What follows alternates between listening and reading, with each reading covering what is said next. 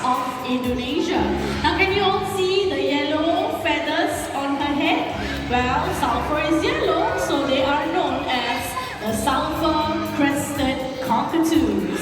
Now, parents mate for life and make devoted parents. That means they take advantage of tree cavities and tree hollows to build their nest. Just like this one. And they also use nesting materials like leaves, twigs, flowers, and even tree barks. Okay, so if the cavity is too small, they will then use their beaks to enlarge them. So in a very short while, both Katie and Higgins will be demonstrating this behavior by dropping all of this into that cavity. So let's go!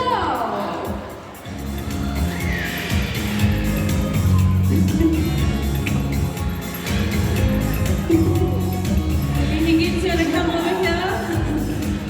Very good. Okay, so everybody would like to see how does it look like from inside the nest. Look at the screen.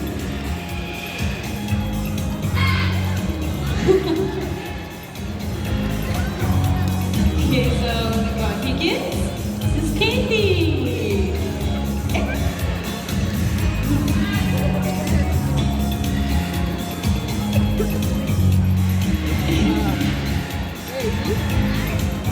Alright, we got a big hand for Higgins and Katie, as well as the wonderful trainer.